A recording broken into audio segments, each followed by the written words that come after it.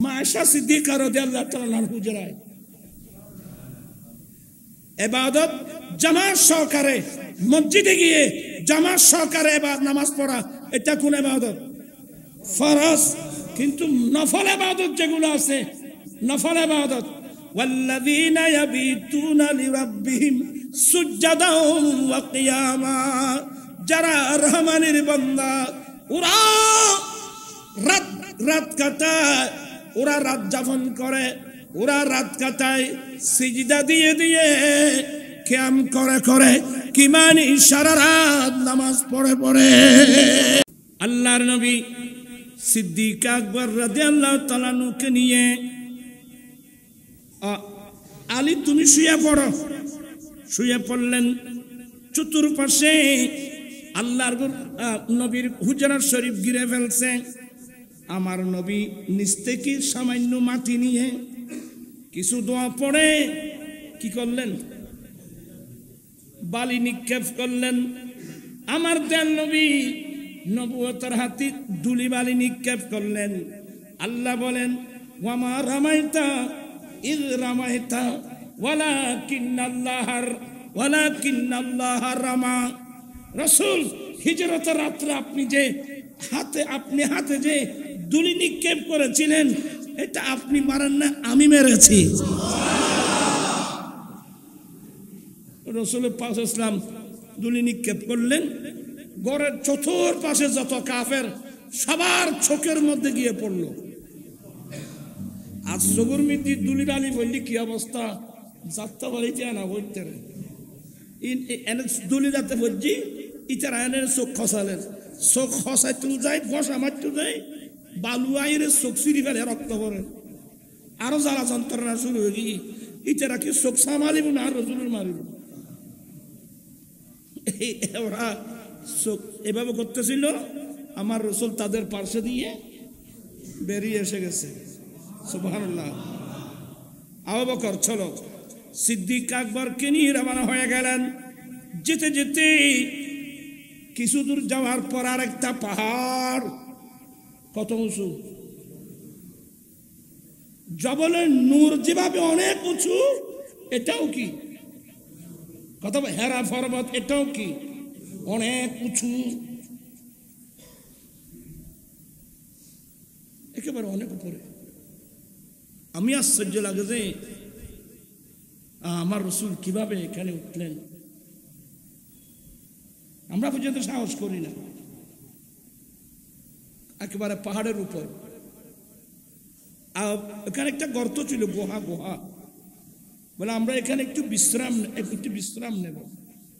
সিদ্দিক আকবর বলেন ইয়া রাসূলুল্লাহ, ইয়া হাবিবাল্লাহ, আগে আপনি গর্তের ভিতর ঢুকবেন না, আমি আবু বকর গর্তের মধ্যে ঢুকবো, গুহার মধ্যে ঢুকবো।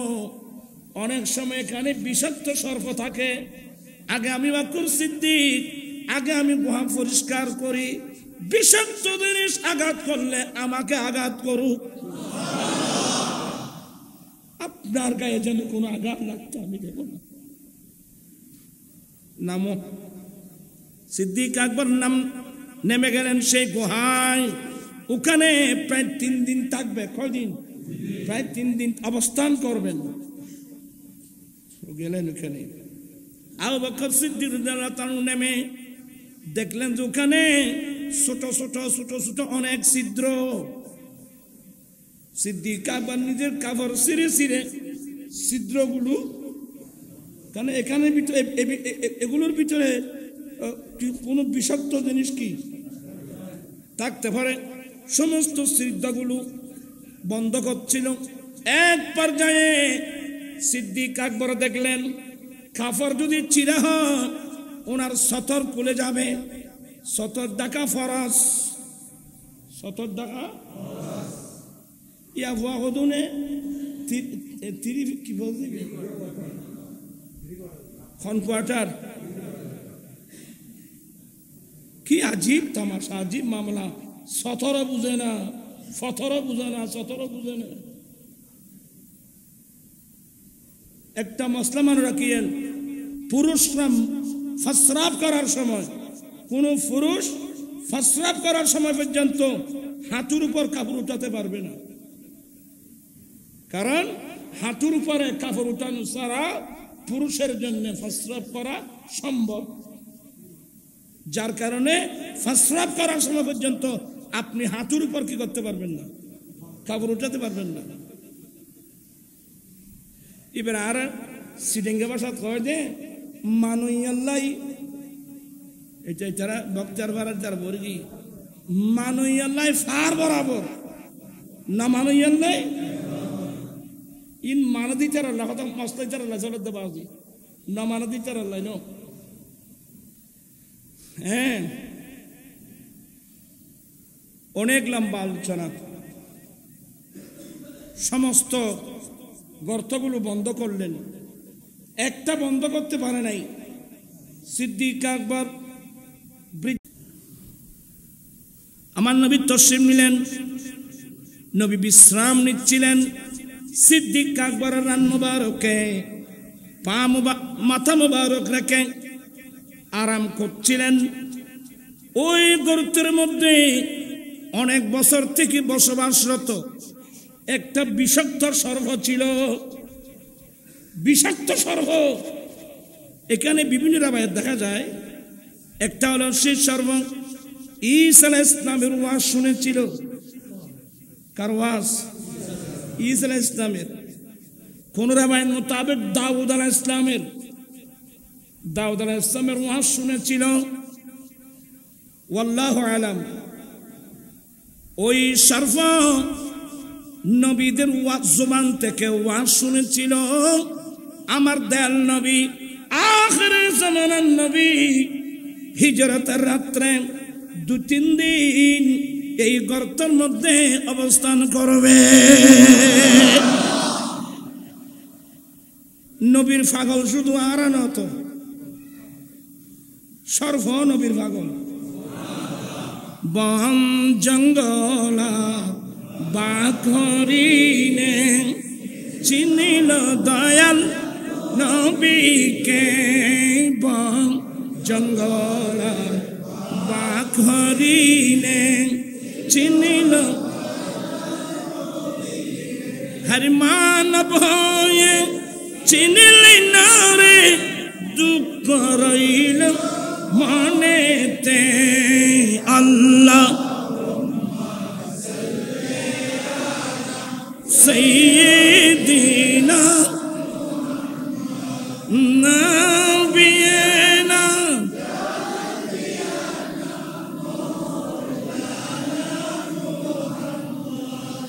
আমার দয়াল নবীকে সবাই চিনে। নবীকে চিনেন এমন কে আছে? কে আছে বল? আমরা চিনি না। কাফেররাও, মানুষ কথাই গ্রাব্য না মাথা দিয়া। কাফেররা, ইহুদি, নাসারা কইলে চিনে করতে রানি। ইয়ারিফুনাহু কামা ইয়ারিফুনা আবনাহুম। আল্লাহ বলেন ওরা আমার দয়াল নবীকে এইভাবে চিনে যেভাবে ওরা নিজের ছেলে মেয়েদেরকে চিনে। কিনবানি কোন মা বাবা ছেলে মেয়েকে চিনার মধ্যে যেন কোন প্রকারের সন্দেহ থাকে না, সেইভাবে কাফের বলো, মুশরিক বলো, ইহুদি বলো, নাসারা বলো, সবাই কিন্তু আমার নবীকে চিনে।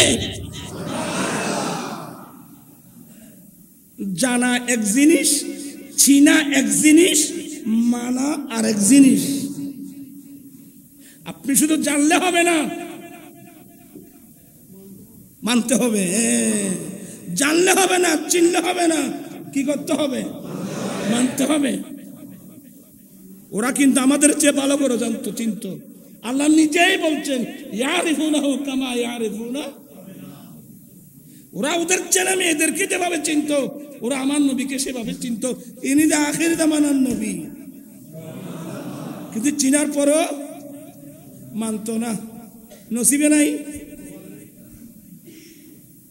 আবু জাহেল নবীকে চিনত না, আবু লাহাব নবীকে চিনত না, কিন্তু মানত না। জানা এক জিনিস, চিনে এক জিনিস, মানা আর এক জিনিস।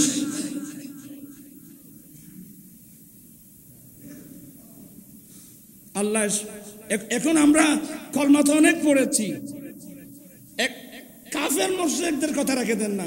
আমরা যারা মুসলমান আছি আমরা নবীকে জানি চিনি, কিন্তু মানি কয়জনে? মানি কয়জনে?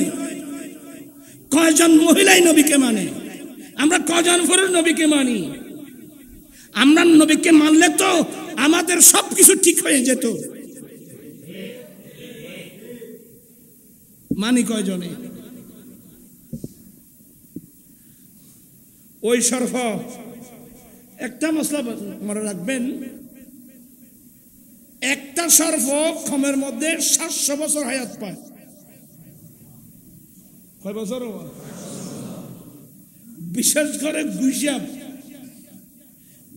করে গুইসাপ খমের মধ্যে কত বছর? 700 বছর বাঁচে একটা গুইসাপ। তোমরা মাদ্রাসার ছাত্র, এগুলো কোথায় পাবে? তিরমিজি শরীফ পড়লে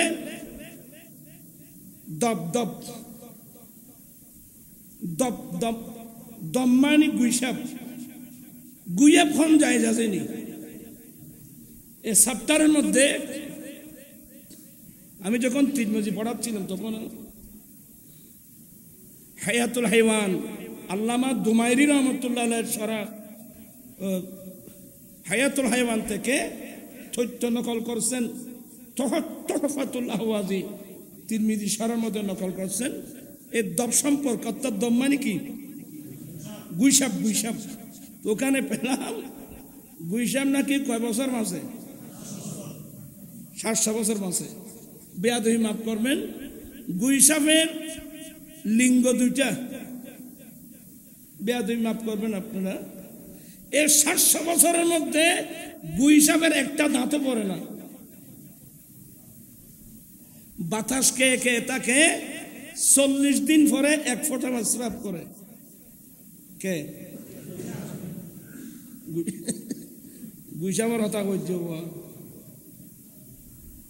গুইসাপ আর রসুলের তিমানি দেখা দিছি বুঝছো না?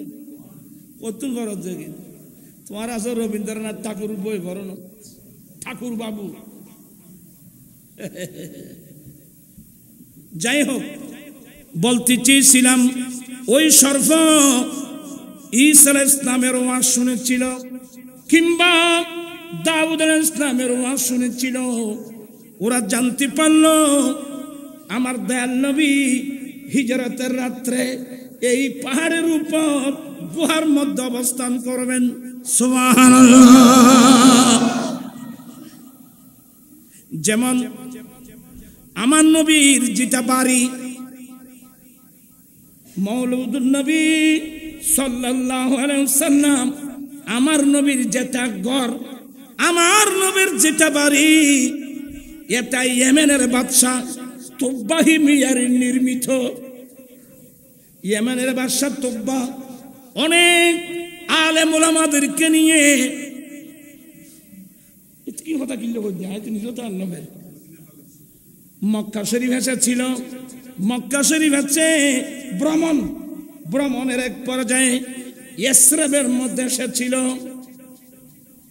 ইয়েমেনের বাদশা তুব্বা হিমিয়ারি। তুব্বা কয়েকটা আছে।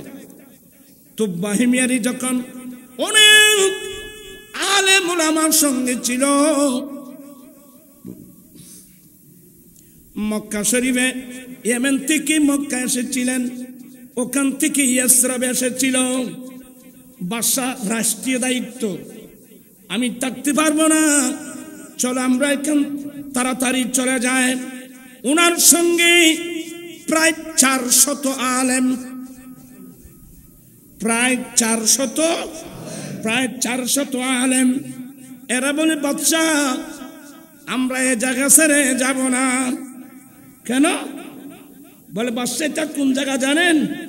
এই জায়গা আমরা ইনজিল কিতাবে পড়েছি, আমরা তাওরীত কিতাবের মধ্যে পড়েছি, কিতাব মোতাবেক এই জায়গাটা হলো আখিরি জামানার নবীর হিজরতের জায়গা। আমরা সেই নবীকে পাবার আশায় আমরা এখানে বসবাস করব। তো বাবার সার চোখে পানি এসে গেল।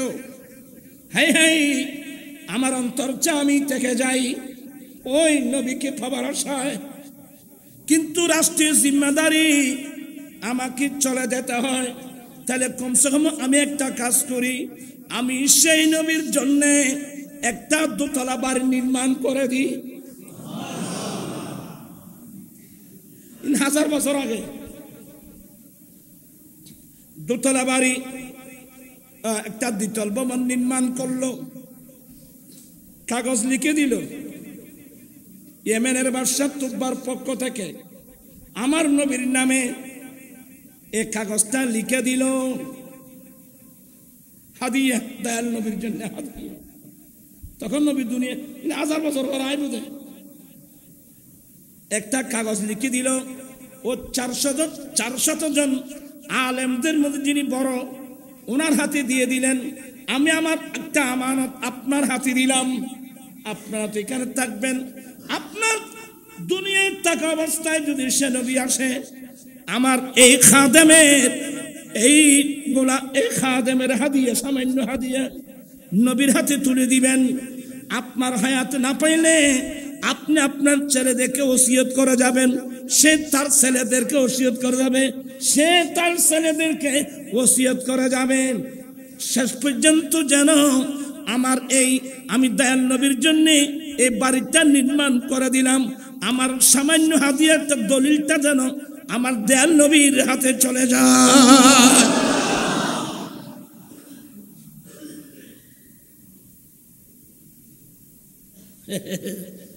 মানুষ তো তালে গিয়ে গুজর, মানুষ তো বউতে গিয়ে বইতে গিয়ে না নয় খায় আয় কিনলে হচ্ছে ছুটিয়া নিজেও তার নয় জিজ্ঞে নেই কে দেয় বুঝে কি করো আর মো আছে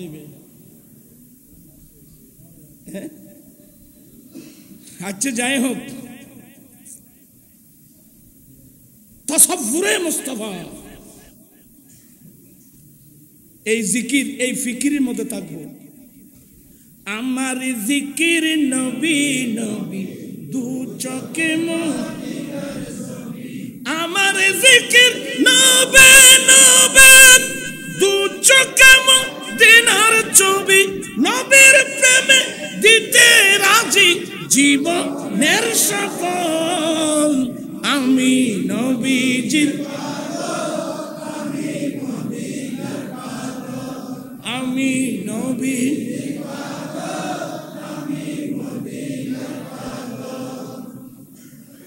খুব মনোযোগ। শেষ পর্যন্ত ওই সিটিটা ডকুমেন্টটা কার হাতে আসলো? ওই আলেমের বংশধরের একজন ব্যক্তি হযরত সাইয়্যিদনা আইয়ুব আনসারী রাদিয়াল্লাহু তাআলা আনহুর হাতে। আমার রাসূল যখন হিজরত করে মদিনায় পাক আসতেছিলেন, মদিনাবাসীর মধ্যে 7 জন, 12 জন, 72 জন, কত হলো? মানুষই মরামা। নবুয়ত প্রকাশের 7ম বছরে 7 জন, তারপর 8ম বছরে 12 জন, এরপরে বছর 72 জন। এরা আমার নবী হিজরত করে মদিনা যাওয়ার আগে ওই মদিনাবাসীর মধ্যে এরা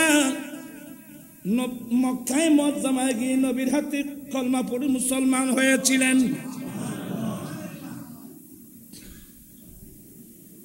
এবং নবীকে দাওয়াত দিয়েছিলেন, নবী গো আপনি তো শিয়াবে আবু তালেবের মধ্যে বন্দী অবস্থায়, কাফেররা সমস্ত রাস্তা বন্ধ করে দিয়েছে, কোন রাস্তা দিয়ে খাদ্য রসদ যেন আবু তালেবের গাঁটিতে যেতে না পারে। আপনি তো অনেক কষ্টের মধ্যে আছেন, নবী গো যদি নিশ্চয় আল্লাহ এখান থেকে আপনাকে তো একদিন মুক্তি দিবে, যদি সুযোগ হয় আপনি আমাদের এই আশ্রমে আসিয়েন, আমরা জান মাল কোরবান করে আপনাকে সহযোগিতা করব।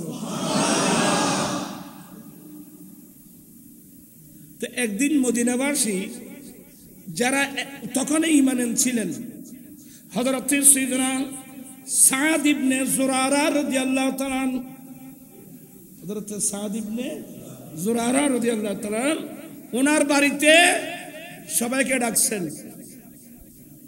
কয়জন বললাম? 7 জন। 12 আর 7, তারপর 72 জন। এদেরকে হযরত সাদ ইবনে জুরারা রাদিয়াল্লাহু তাআলা বাড়িতে ওদেরকে আহ্বান করলেন, তোমরা আসো, আমার বাড়িতে আসো। কি জন্য জানেন? আমি আপনাদেরকে আমার বাড়িতে কি জন্য আহ্বান করলাম? বলে আপনি বলুন। বলে আমি আপনাদেরকে আহ্বান করলাম, এই ইসরাবের মধ্যে একদল আছে ইহুদি আর একদল আছে নাসারা। ইহুদিরা শনিবারকে এক সপ্তাহের মধ্যে একদিন শনিবার তারা তাদের ধর্মীয় বিষয়াদি পরামর্শ করার জন্য একটা দিন নির্ধারণ করলো। দিনটা হলো কি বার? শনিবার। নাসারারা তাদের সপ্তাহের মধ্যে একদিন নির্ধারণ করলো রবিবার। কি বার? রবিবার। কি মানে ইহুদিদের সাপ্তাহিক ছুটি কি বারে? নাসারাদের। তো আমরা তো ইহুদিরা সপ্তাহের মধ্যে একটা দিন নির্ধারণ করলো তাদের ধর্মীয় বিষয়াদি পরামর্শ করার জন্য। নাসারার একটা দিন করলো, চলো আমরা যারা মুমিন মুসলমান আমরা একটা দিন নির্ধারণ করব, আমরা সপ্তাহের মধ্যে একদিন আমরা আমাদের ধর্মীয় বিষয়াদি পরামর্শের জন্য আমরা একটা দিন নির্ধারণ করব। আমরা করব ইয়ামুল জুমআ। ইয়ামুল হযরত সাদ ইবনে জুরারা এই সাপ্তাহিক এক সপ্তাহের মধ্যে একটা দিন মিল্লাত মাযহাবের জন্য পরামর্শের জন্য সবার সাথে একটা দিন নির্ধারণ করলেন, জুমার দিন। আর ও হিসেবে ওনার বাড়িতে যারা আসছিলেন তাদের জন্য একটা ছাগল জবাই করা ছিলেন। কি জবাই করছি? মিলাদুন্নবী ছাগল গরু জবাই করো না। বক্তার ভারম আম মোতারা না মাতত্ব মো আজে জরাই না আজে কি জরাই দে আর বহুত জোর হলে ইনরে বেদাত তেদাত। আমি আঙ্গুল দিয়ে দেখাই দিচ্ছি, সর্বপ্রথম এই দিন মিল্লাত মাযহাবের আলোচনার জন্য সর্বপ্রথম জুমাবারকে নির্ধারণ যেদিন করেছিলেন আমার নবীর জলিল কদর সাহাবা সাদ ইবনে জুরারা। উনি ওনার বাড়িতে যারা আসবে ওরা নবীর মেহমান, তাদেরকে খাওয়ানোর জন্য একটা ছাগল জবাই করেছিলেন। মতম সাত মুসল্লি বেদি বেজায় যাসিনি সল গদরাইল যোগ্য নুরুদ্দিন খতুম গজে লাগবে। আপনারা মুসান্নাফে আব্দুর রাজ্জাক বলেন জুমার সপ্তাহে মুসান্নাফে আব্দুর রাজ্জাকের মধ্যে হাদিস রয়েছে। কিরিও এতে কিন কথাবার্তা কিনলে হয়ে যায় নিজে তো টান না। আমার নবী যখন মক্কায় মুআজ্জামা থেকে হিজরত করে মদিনার দিকে যাচ্ছিলেন, ওই মুসলমানরা জেনে নবী আমাদের দেশে আসতেছে সকাল বেলায় ওই রাস্তার পাশে দাঁড়িয়ে থাকতো। আমার নবী আসবেন নবী তরশিফ আনবেন। সকাল বেলায় আসতো, সন্ধ্যাবেলায় বাড়িতে ফিরে যেত। সকাল বেলায় আসতো, সন্ধ্যায় ফিরে যেত। আর একদিন সন্ধ্যাবেলায় গোটা দিন অপেক্ষা করার পরে মদিনাবাসী যখন করে ফিরে যাচ্ছেন, একজন ইহুদি সে উৎসরাচ্ছিল। একজন ইহুদি বলছে, এই তোমরা যারা সাই সকাল বেলায় আসো, সন্ধ্যাবেলায় ফিরে যাও। ও দেখছো মনে হয় উনি বুঝো। যখন ফিরে দেখলো, হ্যাঁ পূর্ণিমার চাঁদের মতো জিগজিগ করতেছেন। শুরু হয়ে গেল তালাল বাদরু ওয়ালাইনা মিন সানিয়াতিল ওয়াদা ওয়াজাবা শুকরু আলাইনা মাদা lillahi da tala'al badru alayna min thani wajaba shukru alayna mada আজ সনিয়াতুল ফাতা নামক স্থান থেকে আমাদের উপর পূর্ণিমার চাঁদ উদয় হয়েছে। কারণ নবীর সৌন্দর্য বর্ণনা করার জন্য আর কোনো শব্দ আধার ভুবনে উদয় হলো পূর্ণিমার চাঁদ। আলসিয়ে বেগুন এসে যা দিয়ে আধার ভুবনে উদয়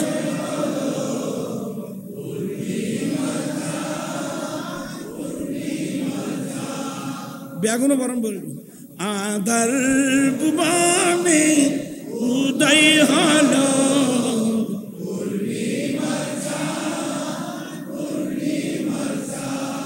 নবীদের নবী সারা নবী আমার নবী মুহাম্মদ আমার নবী মুহাম্মদ আধার ভুবনে উদয় হলো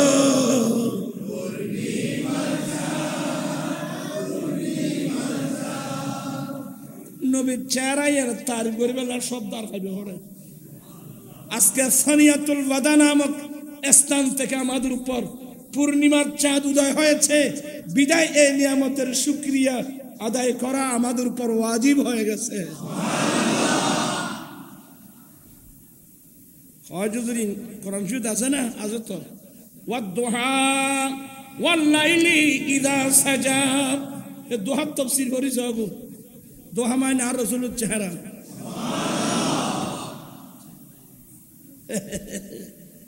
তাফসীর আজিজ শরীফের মধ্যে আব্দুল আজিজ মুহাদ্দিস দেহলভী রাহমাতুল্লাহ আলাইহি দোহার তাফসীর মানে ইয়াউমে মিলাদিন নবী সাল্লাল্লাহু আলাইহি ওয়াসাল্লাম।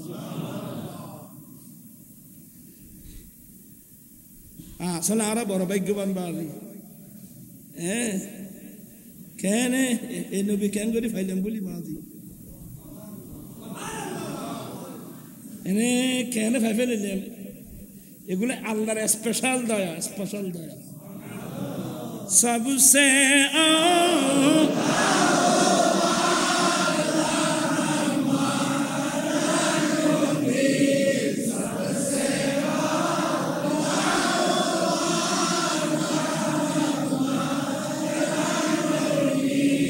बुज़ुर्ग जिनके आगे सभी मशाले शम्मा वो लेकर आया हमारा नबी सबसे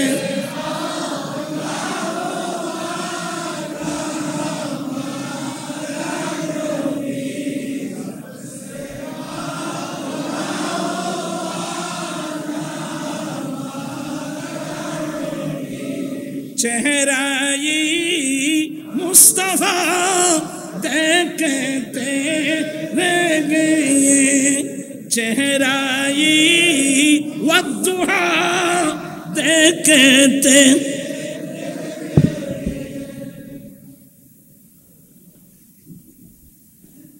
या रसूल अल्लाह আমার বাড়িতে এই গরিবের করে একটু তশরিফ আনুন আরেকজন বলেন নবী গো এই গরিবের করে একটু তশরিফ আনুন একজন বলে হুজুর আমার বাড়িতে একজন বলে আমার ঘরে একজন বলে আমার বাড়িতে আরেকজন বলে আমার বাড়িতে আর নবীকে নিয়ে যাওয়ার জন্য পাগলামি করতেছেন আমার নবী বলেন ও আমার সাহাবা একরাম শুনো আমার উটনি মামুরা আমার উটনি কি মানে আল্লাহর পক্ষ থেকে নির্দেশিত আমি কোথায় অবস্থান করব এই উটনি জানে ওরা জানে না এই মানুষই নেবেন না মাথা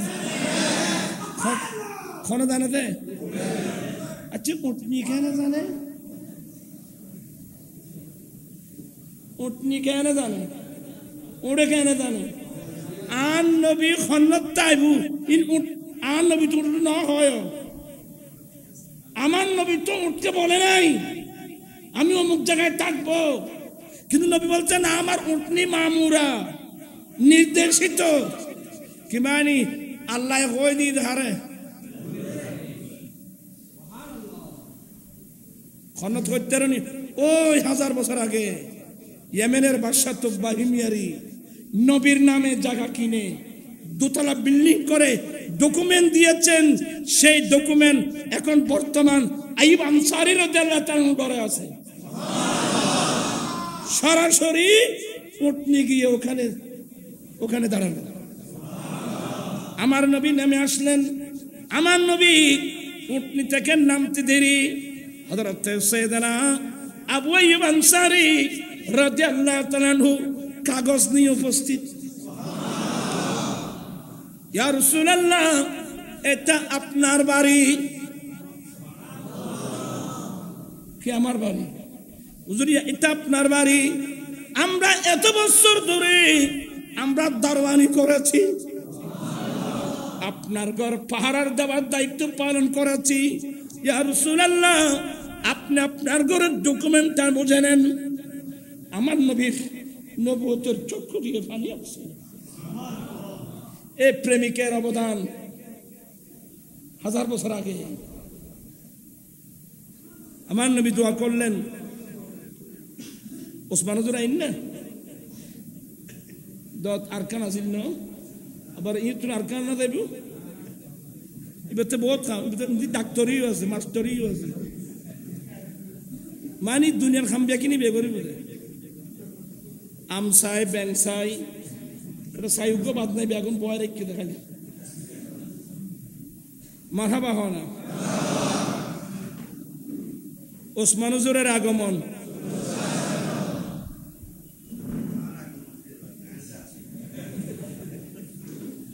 তাহলে তো আগর তুলে থাকতে আসতে আগে যদি বেগুন করে। আলহামদুলিল্লাহ, তুই আর তুই একটা পাল্লা পাই। একটু মনোযোগ। সালাতুন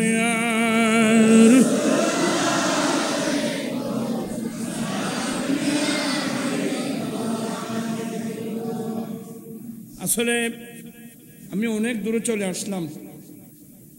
তা আমার নবী বলছেন, দলিলটা ডকুমেন্ট নিলেন, আবু আইয়ুব তুমি দোতলায় থাকবা, আমি নবী নিচে থাকবো।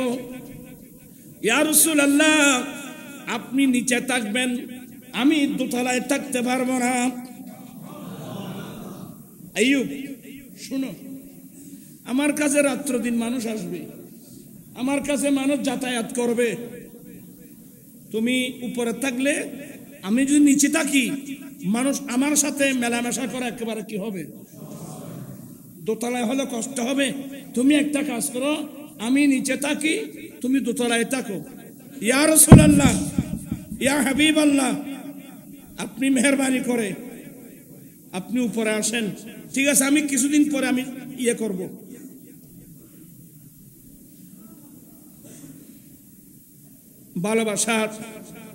ভালোবাসা কিসের নাম? প্রেম কিসের নাম? আমার রসুলকে শাদী করাইছেন আরেক বাদশা নাজ্জাশী, বাদশা নাজ্জাশী হাবশের বাদশা। হাবশের বাদশার উপাধি কি হয়? নাজ্জাশী হয়। মিশরের বাদশার উপাধি ফেরাউন হয়। তুরুকের বাদশার উপাধি খাকান হয়। রোমের বাদশার উপাধি কাইসার হয়। ইরানের বাদশার উপাধি কিসরা হয়। হিন্দুদের বাদশার উপাধি রাজা হয়। মুসলমানের বাদশার উপাধি সুলতান হয়। এনে ফল ফালা করা আগা করা কিছু দুরুদি কিছু লিখি আমি কি লেতি কি কথা হল। হাবশার বাদশার উপাধি কি? নাজ্জাশী। বাদশা নাজ্জাশী আমার নবীর ভালোবাসার নিদর্শন স্বরূপ আরবের শ্রেষ্ঠ একজন লিডার আবু সুফিয়ানের কন্যা আমাদের আম্মা উম্মে হাবিবা রাদিয়াল্লাহু তাআলা আনহাকে শাদী করাইছিলেন আমার নবীকে, সমস্ত মহারানাগুলো বাদশাহ নজ্জাশী পেমেন্ট করেছিলেন। এভাবে অনেক হাজার হাজার ইতিহাস।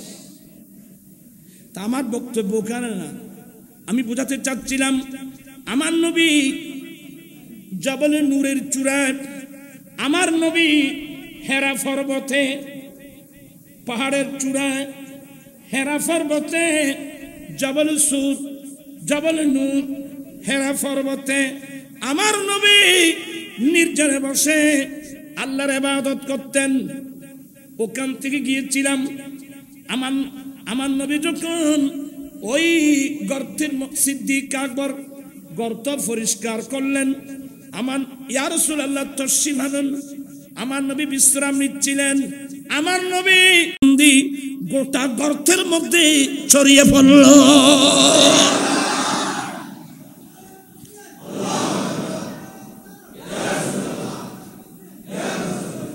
আমার রাসূল, আমার নবী কোন রাস্তায় গিয়েছেন জিজ্ঞাসা করার প্রয়োজন ছিল না, সুগন্ধি পেয়ে চলে যেত। যেমন সুরাকা আমার নবী দেশে গুহায় গিয়েছিলেন সিদ্দিক আকবরকে নিয়ে, পিছনে পিছনে নবীকে তালাশ করার জন্য গেছে সুরাকাকে কে বলতে হয় নাই, আমার নবীর সুগন্ধি ধরে সুরাকা ওখানে চলে গেল। এতক্ষণ আমার রাসূল সিদ্দিক আকবর গর্তের ভিতর আমার নবী মাথা মুবারক রেখে বিশ্রাম নিচ্ছিলেন, এতক্ষণে সুরাকা ওই গর্তের উপরে চলে গেল। কেউ বলতে হয় নাই, আমার নবীর সুগন্ধি ধরে বাতিবি রাসূলিল্লাহ তাবা নসিমুহা, খুশবু ধরে কোথায় চলে গেল? মানুষই না, সুরাকা ওখানে চলে গেল। এখানে অনেক রাওয়ায়াত, সুরাকার সঙ্গে আরো কাফেররা চলে গেল, ওরা ওখানে হাঁটতেছে, সিদ্দিক আকবর দেখতেছে তাদের পায়ের ছবি। তো সিদ্দিক আকবর বলছেন, নবী গো, ইয়া রাসূলুল্লাহ, ওরা যদি ওদের পায়ের দিকে দেখে, ওরা যদি ওদের পায়ের দিকে দৃষ্টি করে, লা নাজার না, তাদের পায়ের নিচ থেকে তো গর্তের মধ্যে আমাদেরকে দেখে ফেলবে। ইয়া রাসূলুল্লাহ, ওরা যদি ওদের পায়ের দিকে দেখে তো লা নাজার না, ওরা তো আমাদেরকে দেখে ফেলবে। তখন আমার নবী বললেন, মা জান্নুকা বিইসনাইন, এ আবু বকর, তোমার কি গুমান? মা জান্নুকা বিইসনাইন, তুমি কি ধারণা করছো এই গর্তের মধ্যে আমরা দুজন, এটা দুজন বলে তুমি ধারণা করছো? এটা তুমি কোন ধরনের ধারণা করলা? আমরা দুজন, আরে আমরা দুজন না, আমরা তিনজন, আমাদের সঙ্গে আল্লাহ আছে।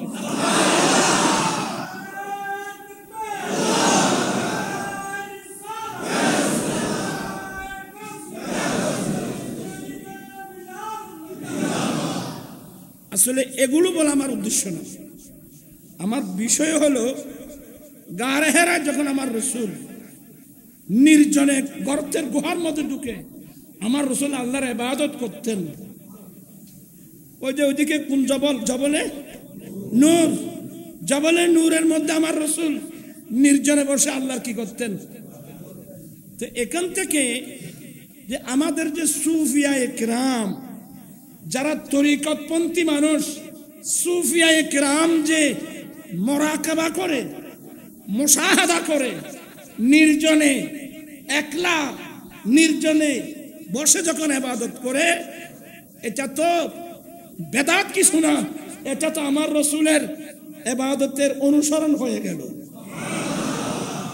এটা হলো আজকের আমার মাহফিলের বিষয়বস্তু। কি বলছেন নাকি তো ভাই? শেষ করে দিন, শেষ। তার ওসমান হুজুর আসছি, তো ওসমান হুজুর আসছি ইনশাল্লাহ। আর বলো বাড়া দিত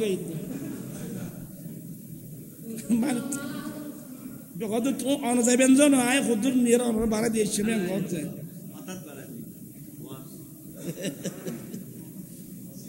শুনুন। হেরা গুহায় রাসূল পাক সাল্লাল্লাহু আলাইহি ওয়াসাল্লাম গারে হেরা অবস্থানের সাথে সুফিগণের সাধনার সাদৃশ্য রয়েছে কিনা?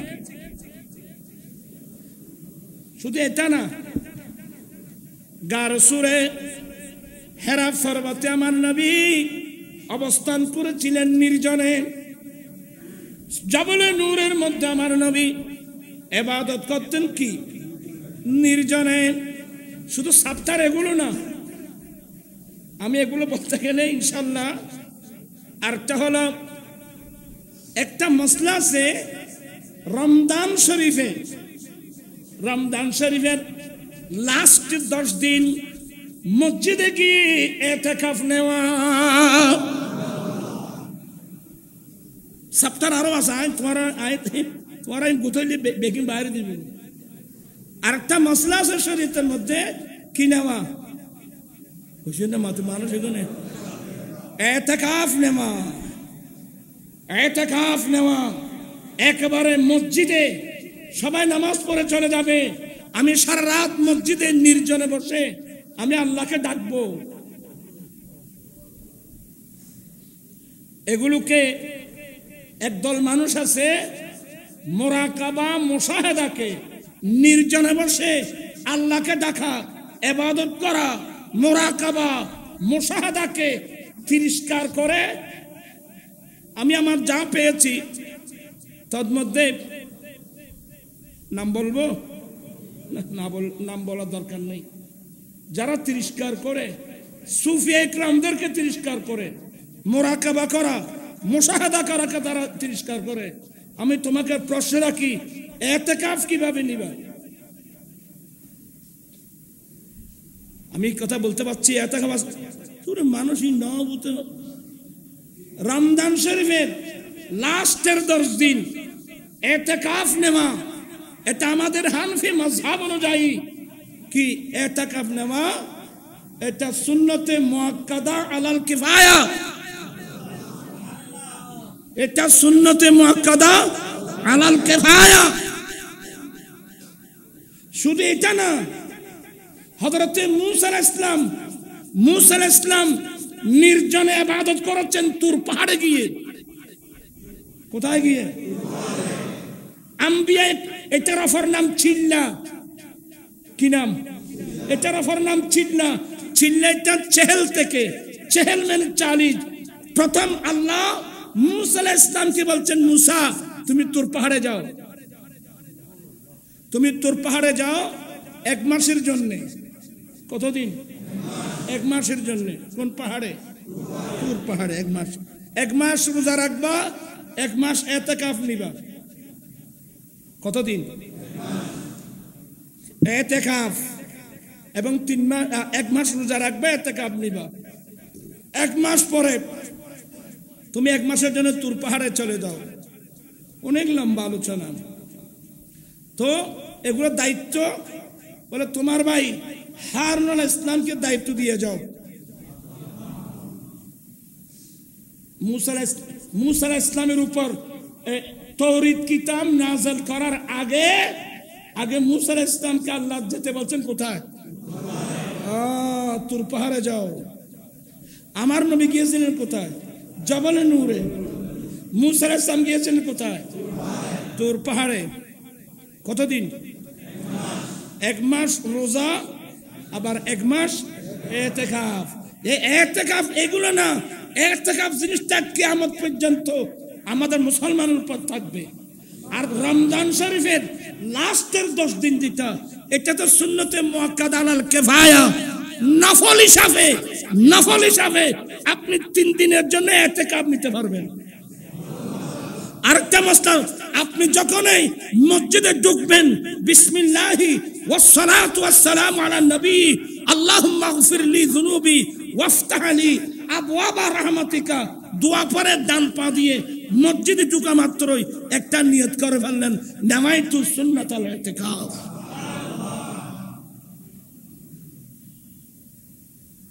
আহলে সুন্নাত ওয়াল সুফিয়া ইকরাম নির্জনে বসে যে আল্লাহর ইবাদত করে, আপনি এগুলোকে তিরস্কার করলে আপনার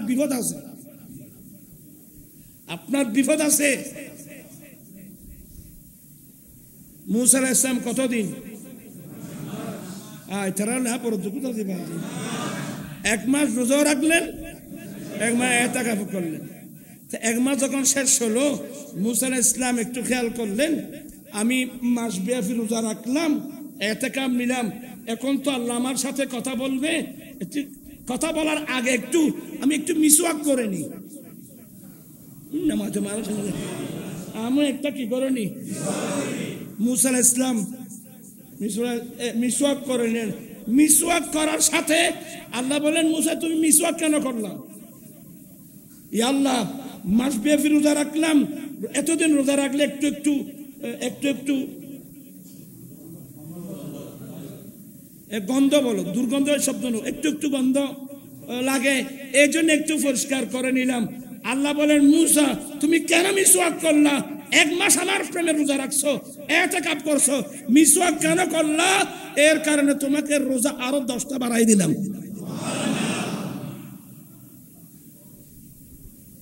আবার সাইয়ু আমার নবী বলেন, খুলুফু ফামিস সাইমি ইনদাল্লাহি আতিয়াবু মির রিহিল মিস্ক। রোজাদার আল্লাহর প্রেমে, রোজাদার যে রোজা রাখবে, রোজাদারের মুখের দুর্গন্ধ আল্লাহর কাছে মুস্ক আম্বরের চেয়ে বেশি খুশবু।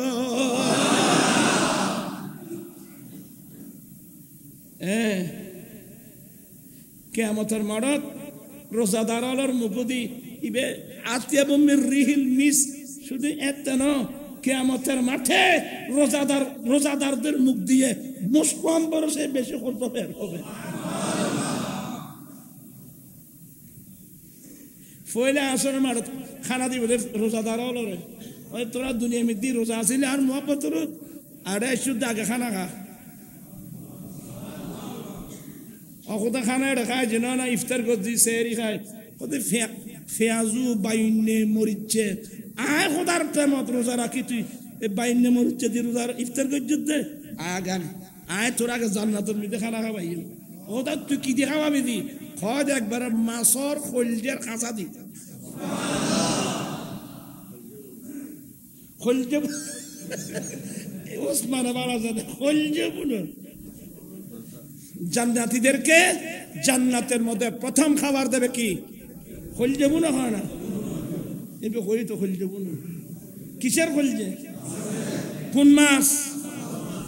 হ্যাঁ, কাতাল মাছ।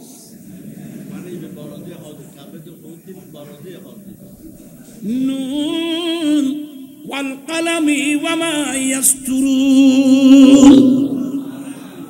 নুনের এক তাফসীর, মাসিবের নাম কি? নুন মাছ। মাসিবের নাম কি? নুন মাছ। একটু বিজ্ঞানে গেলে এই মাছটা থাকে সমুদ্রে। এই মাছের পিঠের উপর, আচ্ছা যা কিন বললাম ভাই, কিসের পিঠে বাদে 3 হতে 8 হতে না আয় কিলা দিয়ে বেড়ের বলে আর ওই জন্য বাদি নির্জনে ইবাদত করা, মুরাকাবা করা, মুশাহাদা করা, মুরাকাবা করা, এটা নসের দ্বারা সাবেন। আপনি যদি এটাকে নিয়ে তিরস্কার করেন, আপনি ইতিকাফ কোথায় নিবেন? এভাবে আমি বলতে গেলে ইনশাআল্লাহ আরেক সময় বিস্তারিত আলোচনা করব। ও মাসিক পত্রিকা নি না, ও মাসিক আর রেদা এবার রবিউল আউয়াল সংখ্যা। আমার একটা মাসিক পত্রিকা আছে, আমার আঞ্জুমান রেজবিয়া নুরিয়া ট্রাস্ট, এটাতে সরকার অনুমোদিত। এই পত্রিকার বয়স কিন্তু প্রকাশের 12 বছর লেখা আছে।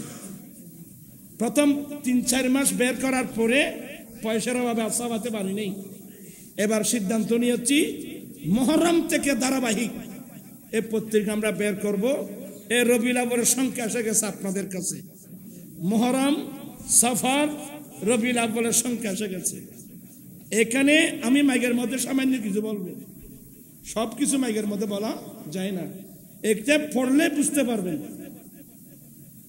আর এটা যাকে এখন এই পত্রিকা বের করার দায়িত্ব দিয়েছি, এটা আপনাদের গর্ব। আমাদের জামাতা জামাই, আমার ভাই মাওলানা আপনাদের খতিব সাহেবের বড় মেয়ের জামাতা মাওলানা আব্বাস আনোয়ারি। আব্বাস আনোয়ারি এই পত্রিকার সম্পাদক, তাকে দায়িত্ব দিয়েছি। ওবা মাইয়া দিদি ওরা এ খামিন গরিবের লাগে আরো হোক দি মাই ফাইম বেওফা অটো ইনাই নহজ বসাত কি মেলা ছড়া হয়ে যাবে। এবার ওফাদার বিষয় ভাই আব্বাস আনোয়ারি বের দায়িত্ব দি ওফাদার। আল্লাহ হায়াত দরাজ করুক, আল্লাহ সবর শক্তি দান করুক, এলম আমল হায়াতের মধ্যে আল্লাহ কোটি কোটি বরকত দান করুক।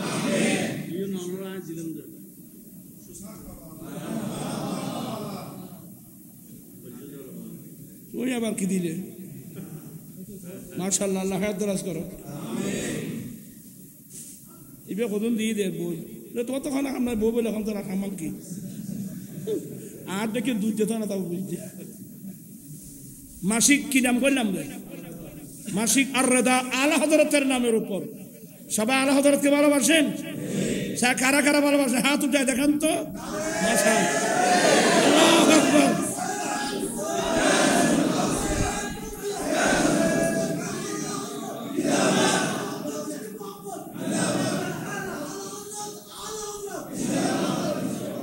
এই একটা কপি মাত্র 30 টাকা, কাগজের দাম বেশি।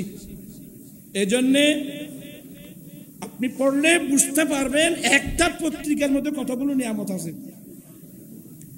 30 টাকা আজকাল তো চার দোকানে ঢুকলে তো 50 টাকা 100 টাকা চলে যায়। আপনি 30 টাকা একটা পত্রিকা, এটা অত্যন্ত গুরুত্বপূর্ণ। এখানে কিছু আনছে মাত্র, আপনারা একটা কপি সংগ্রহ করার চেষ্টা করবেন। আর এলমে তাসাউফ, আমার ভাই বলছেন যে আসলে সুফিয়া ইকরামের যে মুরাকাবা, সুফিয়া ইকরামের যে মুশাহাদা, সুফিগণের সাধনার সাদৃশ্য রয়েছে কিনা। সুফিয়া ইকরামে যে নির্জনে বসে আল্লাহর ইবাদত করে, মুরাকাবা করে, মুশাহাদা করে, এগুলা কোরআন সুন্নাহর বাইরে নয়, বরসতে আম্বিয়া ইকরামের সুন্নাহ। এই কথা, এটার উপর আরো অনেক দলিল আছে। এই যে ইতিকাফের একটা মসলা বললাম, এভাবে আরো অনেক আছে।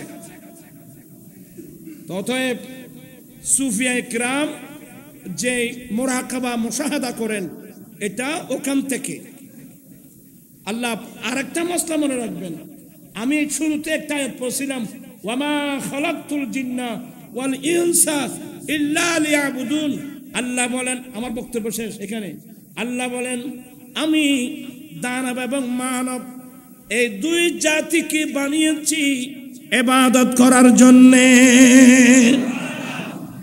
আমি এই দুই জাতিকে বানিয়েছি ইবাদত করার জন্যে। ওই আমার আগে কে বক্তব্য রাখছিল, আমি ঘরে বসে বসে শুনছিলাম। আল্লাহর ইবাদত কিভাবে করবেন? ইবাদতের মধ্যে ইখলাস লাগবে, ইবাদতের মধ্যে ইহসান লাগবে। জিবরিল আলাইহিস সালাম নবীর কাছে জানতে চেয়েছিলেন, আখবিরনি ইয়া মুহাম্মাদু আনিল ইহসান, নবী গো আমাকে ইহসান সম্পর্ক অবহিত করুন। ক্বাল, আমার নবী উত্তর দিয়েছিলেন, আনতাবুদাল্লাহ কান্নাকা তারাহু। জিবরিল মানুষের সুরত ধরে আসছিলেন, আল্লাহর ইবাদত করার সময় আল্লাহর ইবাদত এইভাবে করবা, গুয়া কি তুমি আল্লাহকে দেখতেছ। ওয়া ইন লাম তাকুন তারাহু ফাইন্নাহু ইয়ারাকা, তুমি যদি আল্লাহকে দেখে দেখে ইবাদত করতে না পারো, কমসে কম এই আকীদা বিশ্বাস রেখে ইবাদত করবা। আমি আমার দুর্বলতার কারণে যদি আমি আল্লাহকে দেখতেছি না, কিন্তু আমার আল্লাহ তো আমাকে দেখতেছে।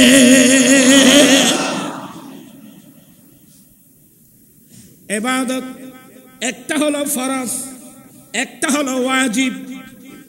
খুব মনোযোগ, জামাত সহকারে মসজিদে গিয়ে জামাত সহকারে ফরজ নামাজ আদায় করা আমাদের হানফি মাযহাব মোতাবেক সুন্নতে মুআক্কাদা। কোথায়? জামাত সহকারে মসজিদে জামাত সহকারে নামাজ পড়া, এটা আমাদের হানিফ মাযহাব মোতাবেক সুন্নতে মুআক্কাদা। আর বাকি নফল নামাজ জামাতের জামাতের সে একলা নির্জনে আল্লাহর ইবাদত করা উত্তম। নফল ইবাদত একলা এককভাবে এক মন এক খেয়াল এক ধ্যানে আল্লাহর ইবাদত করা নফল ইবাদত, এটা উত্তম। আমার নবী তাহাজ্জুদের নামাজ পড়তেন। আমাদের আম্মা মা আয়েশা সিদ্দিকা রাদিয়াল্লাহু তাআলা আনহা হুজরায় ইবাদত জামাত সহকারে মসজিদে গিয়ে জামাত সহকারে নামাজ পড়া, এটা কোন ইবাদত? ফরজ। কিন্তু নফল ইবাদত যেগুলো আছে, নফল ইবাদত ওয়াল্লাযীনা ইয়াবিতুনা লিরাব্বিহিম সুজদাও ওয়া কিয়ামা, যারা রহমানের বান্দা ওরা রাত কাটায়, ওরা রাত যাপন করে, ওরা রাত কাটায় সিজদা দিয়ে দিয়ে, কিয়াম করে কি মানে সারা রাত নামাজ পড়ে